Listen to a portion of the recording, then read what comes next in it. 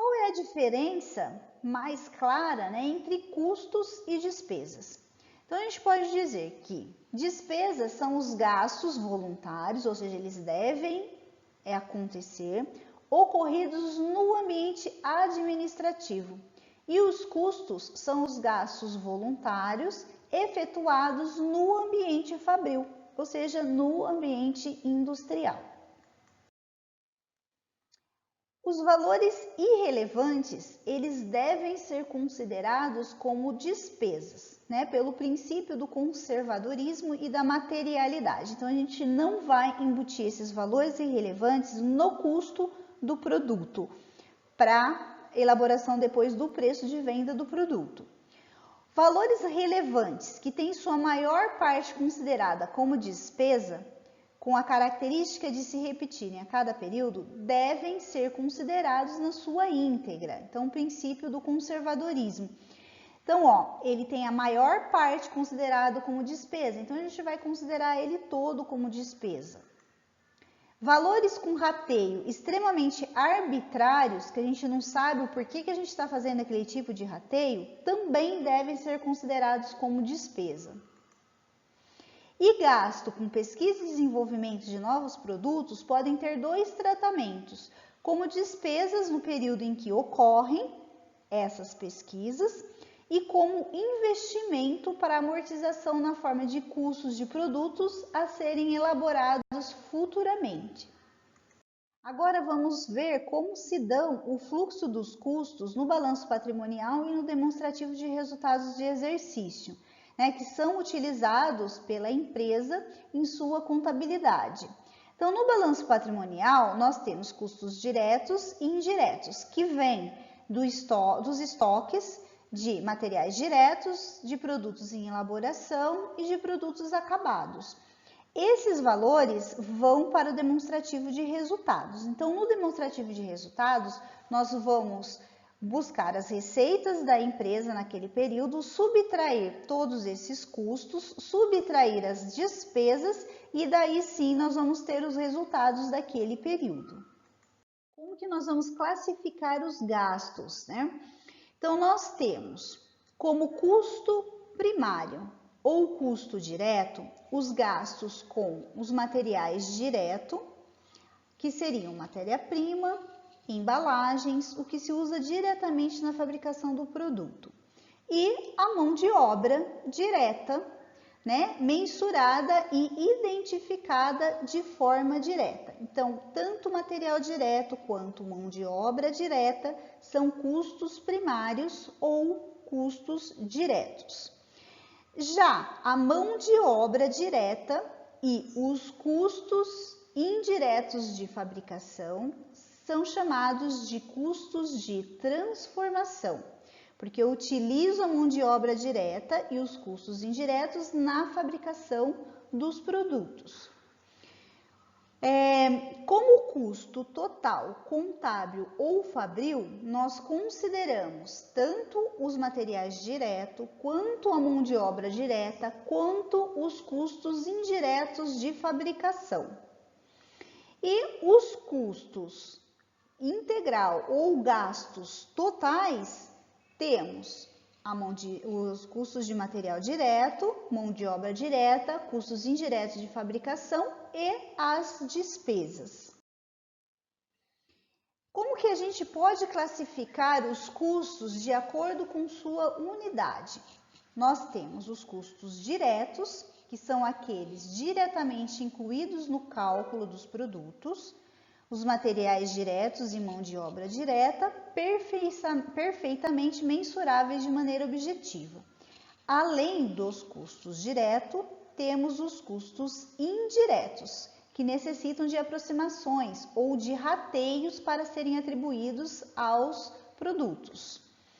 Temos os custos primários, que incluem apenas a matéria-prima e a mão de obra direta, e os custos de transformação, igualmente denominados custos de conversão ou custos de agregação. Então, consistem no esforço agregado pela empresa na obtenção do produto. Então, como exemplos de custos de transformação, temos a mão de obra direta e os custos indiretos de fabricação. Em relação ao volume de produção, podemos classificar os custos como fixos, que são aqueles que não sofrem oscilações em relação à produção ou prestação de serviço, ou seja, mesmo que não haja produção, eles existirão. Por exemplo, o aluguel do galpão onde são produzidas as unidades de produtos. Mesmo que eu não produza nada naquele mês, ou que num mês eu produza 500 unidades e no outro mês eu produza 200 unidades, o valor desse custo de aluguel eu vou pagar de qualquer maneira e ele não vai mudar de acordo com a quantidade a ser produzida. Os custos variáveis são aqueles que se alteram em relação ao volume produzido, ou seja, quanto maior for a produção, maior serão os custos variáveis. Por exemplo, temos os custos de matéria-prima. Então, se eu produzir 500 unidades ou se eu produzir 200 unidades, os meus custos variáveis serão diferentes. Então, quanto mais eu produzo, maior será esse meu custo variável. Temos também os custos semivariáveis, que são aqueles que têm variação no valor total pelo volume de unidades produtivas, mas não exatamente na mesma proporção. Por exemplo, a água e a energia elétrica. Então, a gente sempre tem uma taxa mínima que é fixa e depois outra que é cobrada de acordo com o consumo efetivo. Então, esses são os custos semivariáveis. E temos os custos fixos, que são aqueles que têm um valor total constante até um certo volume de produção. Então, por exemplo, o valor total da folha de pagamento de supervisores de produção. Por exemplo, eles permanecem fixo até a contratação de um outro supervisor para trabalhar com os supervisores atuais. Então, por exemplo, a gente tem necessidade de um supervisor dependendo da quantidade que a gente produz. A partir de uma determinada quantidade, ou, por exemplo, se eu for produzir em mais de um turno, eu vou precisar de um outro supervisor. Então, ele é fixo até o momento que eu preciso de um só. Depois, ele vai variar, porque eu vou precisar de um outro supervisor para trabalhar em um outro turno. Aqui podemos ver graficamente o que foi falado. Então, os custos fixos, como por exemplo aluguel, independentemente da quantidade produzida, eles serão os mesmos. Os custos variáveis, eles são maiores de acordo com a quantidade produzida, ou seja, quanto maior a quantidade produzida, maiores os custos variáveis. Então, eles dependem da quantidade. Já os custos semivariáveis, eles têm um valor, que é fixo e depois um valor que é fixo e um valor que é variável, que você consome, depende daquilo que você consumir. E os custos semifixos, por exemplo, uma copiadora, eu tenho um custo fixo até uma determinada quantidade produzida e depois eu posso precisar aumentar, eu aumento esse meu custo de acordo com a quantidade a mais que eu vou produzir. Por exemplo, numa copiadora, então eu tenho aqueles custos fixos e depois de determinada quantidade que eu faço de cópias, eu posso precisar, por exemplo, de um funcionário a mais. Então, ele é considerado custo semifixo. E como que a gente classifica as despesas? Temos despesas diretas, que são aquelas relacionadas com a receita de vendas de produtos e serviços.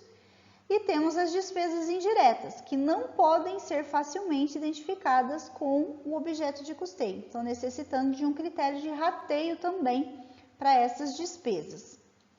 As despesas fixas são formadas por aqueles recursos consumidos pela entidade, mas que permanecem constantes, independentemente do volume de produtos vendidos ou dos serviços prestados.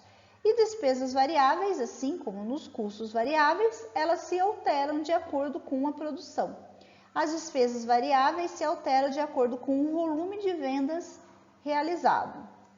E para finalizar, por que é necessário identificar ou distinguir os conceitos de custos, despesas, perdas, investimentos e desperdícios?